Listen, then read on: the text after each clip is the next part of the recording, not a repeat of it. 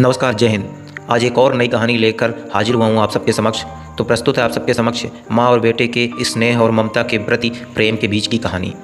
अक्सर हम माँ के प्यार और उसकी ममता को समझ नहीं पाते। हमें पैदा करने से लेकर हमारे पालन पोषण, हमारी हर इच्छा सहूलियत का ध्यान रखने तक माँ ना जाने क्या कुछ नहीं करती हैं। तो चलिए शुरू करते हैं और माँ और बेटे की कहानी शुरू होती है।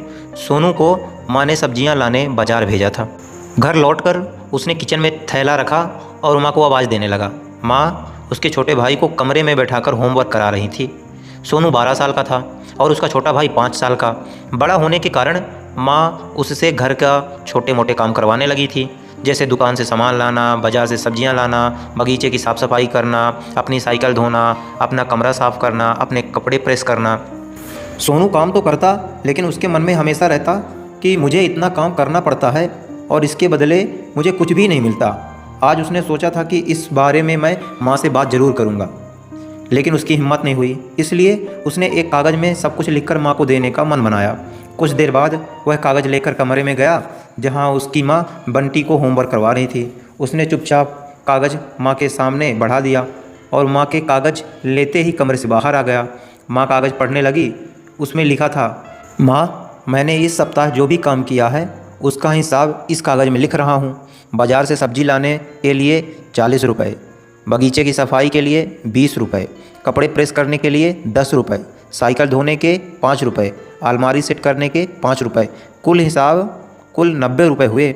माँ, मुझे इन कामों के जो भी पैसे बने हैं वो पॉकेट मनी के रूप में चाहिए। आखिर कोई भी काम मुफ्त में नहीं किया जाता। आपका बेटा सोनू। माँ बेटे का मैसेज पढ़कर मुस्कुराई, फिर एक कागज़ पर कुछ लिखने लगी। कुछ देर बाद वो आंगन में गई जहाँ झूले पर सोनू बैठा हुआ था। माँ ने कागज़ उसे आगे बढ़ा दिया। सोनू ने कागज़ लिया और पढ़ने लगा। कागज़ में लिखा था, बेटा, तुमने अपना हिसाब दिया, अब मेरी बारी है।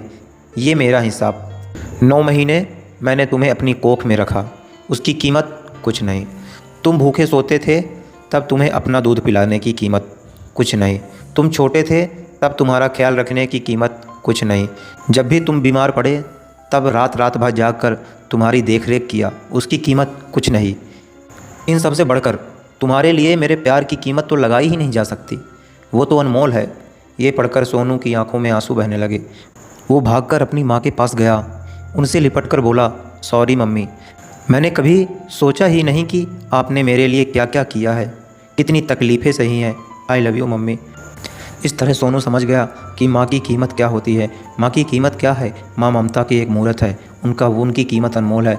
हम जो थोड़े बहुत काम करते हैं, हम सोचते हैं कि हम बहुत ज़्यादा काम करते हैं, पर माँ जो होती है, उन्होंने हमारे लिए बचपन में क्या क्या नहीं किया, उसको आज सोनू समझ गया। तो सीख ये रही कि माँ का प्यार अनमोल है, उनकी कीमत नहीं लगाई जा सकती और ना ही चुकाई जा सकती। तो दोस्तों, यह रही मेरी एक छोटी सी कहानी। कैसी लगी आपको कहानी, आप हमें कमेंट में ज़रूर बताइए। चैनल को सब्सक्राइब करिए, बेल आइकन दबाइए और एक और नई कहानी के साथ मैं फिर जल्दी ही हाजिर होऊंगा। तब तक के लिए जय हिंद, जय भारत। थैंक यू, धन्यवाद।